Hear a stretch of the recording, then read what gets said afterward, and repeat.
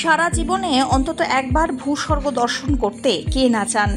চারিদিকে মাথা উঁচু করে থাকা পাহাড়, সাদা মেঘে ঢাকা আকাশ, সবুজ ঘাসের গালিচা পাতা উপত্যকা, আর তার মাঝে বয়ে যাওয়া ঝিলাম নদী, সারি সারি পাইন ফাড়ের জঙ্গল, টিউলিপের গন্ধ আর ডাল লেকের সৌন্দর্য সবকিছুই যেন ছবির মতো।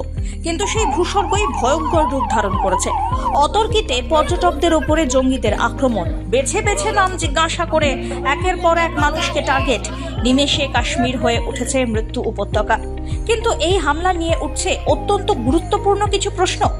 পেহেলগাঁওয়ের নৃশংস জঙ্গি আক্রমণ ঘটিয়ে ২৬ জন নিরীহ ভারতীয় নাগরিককে খুন করা হয়েছে, যাদের মধ্যে সিংহভাগ মানুষ পর্যটক। এই ঘটনা ঘটিয়েছে লস্কর-ই তৈয়বার ছায়া সংগঠন টিআরএফ। এতদিন পর্যন্ত জঙ্গিদের নিশানা থেকে বেঁচেছিলেন পর্যটকরা, কিন্তু এবার সেই পর্যটকদের ওপরে এত ভয়ানক হামলা, অঙ্কটা যেন মেলাতেই পারছেন না নিরাপত্তা বিশেষজ্ঞরা। কেন আচমকা টার্গেট পর্যটকরা? কোথা দিয়ে ঢুকেছিল জঙ্গিরা? কিভাবে ঠান্ডা মাথায় নাম জিজ্ঞাসা করে করে পর্যটকদের হত্যা করলো তারা? কিভাবেই বা গা ঢাকা দিল আততায়ীরা? এমন অনেক প্রশ্ন উঠছে বারবার। এটা কোনো বিচ্ছিন্ন ঘটনা নয়। কাশ্মীর উপত্যকায় দীর্ঘদিন ধরে চলা ইসলামিক সন্ত্রাসবাদকেই যেন ফের একবার মনে করিয়ে দেওয়া হচ্ছে, যেখানে হিন্দুদের বিরুদ্ধে লুকিয়ে রয়েছে একরাশ ঘৃণা। এই জঙ্গিরা টাকা চায় না, এদের আলাদা কোনো চাহিদা নেই, তারা শুধুমাত্র খুন করার উদ্দেশ্য নিয়ে এসেছে।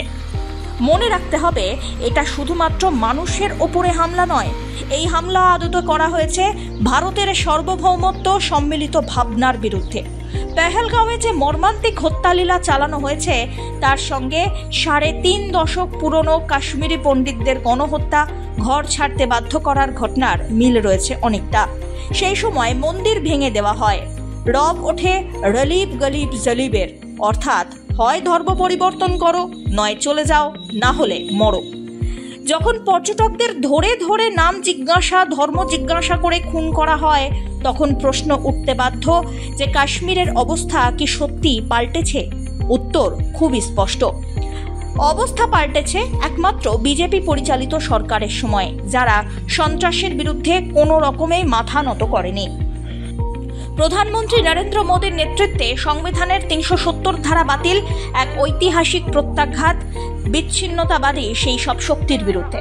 তবে জঙ্গি সংগঠনগুলি যারা পাকিস্তানের মদতপুষ্ট, তারা ক্রমাগত উপত্যকায় অশান্তি পাকানোর চেষ্টা চালিয়ে গিয়েছে, কারণ তারা শান্তিপূর্ণ বহুত্ববাদ সম্মিলিত ঐক্যবদ্ধ জম্মু ও কাশ্মীরের কল্পনা করতেই পারে না। সেই জন্যই তারা আম জনতাকে টার্গেট করেছে। পেহেলগাঁওয়ে নির্বিচারে সাধারণ মানুষকে খুন করার ঘটনা এটাই প্রমাণ করে যে শান্ত পাহাড়ে সন্ত্রাস ছড়ানোই শেষ চেষ্টা তাদের। পেহেলগাঁওয়ে যা হয়েছে তা শুধুমাত্র ভারতের মাটিতেই সীমাবদ্ধ নয়, বিভিন্ন দেশে এই ধরনের নৃশংসতা লক্ষ্য করা গিয়েছে বারবার। কাশ্মীরে থাকা হিন্দু হোক কিংবা বাংলাদেশ পাকিস্তানে থাকা হিন্দু, তারা প্রত্যেকেই বিকৃত ধর্মীয় বিকলাঙ্গতার শিকার, যে ভাবনার গণতন্ত্র এবং বহুত্ববাদে কোনো স্থান নেই।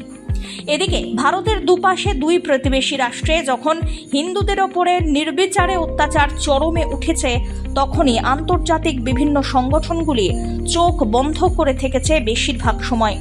তবে এক্ষেত্রে ব্যতিক্রমী মোদী সরকার। এই সরকারের আমলে তোষণ ছেড়ে উন্নয়নের পথেই হেঁটেছে ভারত।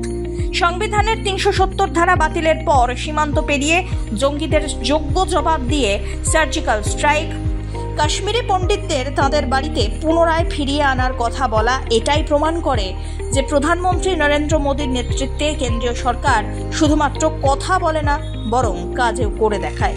তাই এবার সন্ত্রাসবাদ এবং জঙ্গিদের মদত পুষ্টির জন্য পাকিস্তানকে ভারত কতটা উচিত শিক্ষা দেয়, সেটাই এখন দেখার। Bureau report, one India Bangla.